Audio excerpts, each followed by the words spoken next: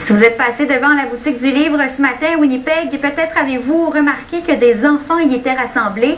C'est qu'ils assistaient au lancement du premier livre de Claire Poliquin, une enseignante. Amélie Marcoux, vous y étiez. Vous aussi, comme les tout-petits, vous avez pu découvrir cette histoire. Oui, un livre qui s'intitule « Émilie au pays des salsifis ». Si vous ne le savez pas, le salsifis, c'est une variété de plantes. Alors, comme vous allez le voir, le livre permet d'en apprendre plus sur les différentes sortes de plantes et de fleurs, tout en s'amusant. Non. Du paradis. La boutique du livre avait des allures de salle de spectacle samedi matin. La quinzaine d'enfants rassemblés et leurs parents ont eu droit à une lecture du livre par l'auteur. Émilie décida d'occuper sa journée à lire. Elle avait une préférence pour les livres qui parlaient des fleurs. Mais aussi à une pièce de théâtre dans laquelle les personnages du livre prenaient vie. Mais elle est vivante, c'est vrai, les fleurs sont vivantes. Mais je suis triste, il faut que tu m'aides. Mais qu'est-ce qui est arrivé? Les enfants ont aussi été appelés à jouer les rôles des fleurs qu'Émilie rencontre sur son chemin. Tournesol, est-ce que tu peux m'aider? Oui. Tu peux lire ta phrase. Ici? Oui.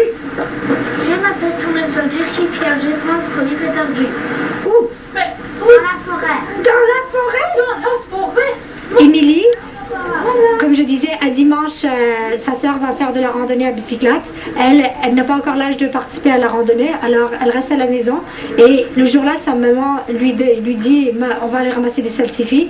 Elle va dans les champs, et dans les champs, comme elle est passionnée par les fleurs, elle en a sur tous ses vêtements, elle rencontre tous ces personnages qui sont les fleurs, et elle s'imagine qu'elle leur parle comme dans le livre qu'elle lisait à la maison, le livre de signification de sa maman.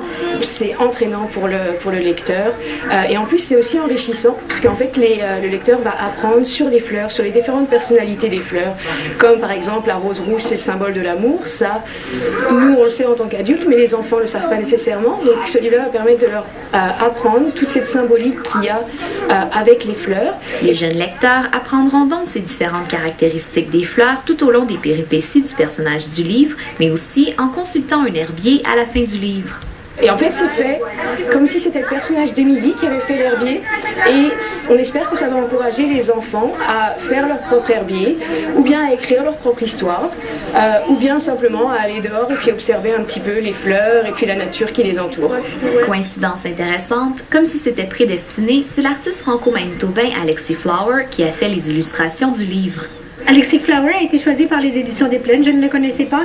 Comment ça se passe? Ils lisent l'histoire et ils essayent de voir le style de l'illustrateur, voir qu'est-ce qui correspondrait, c'est tout à fait un hasard. Quel bel hasard. Pour terminer l'activité en beauté, les enfants ont eu le droit de repartir avec une fleur.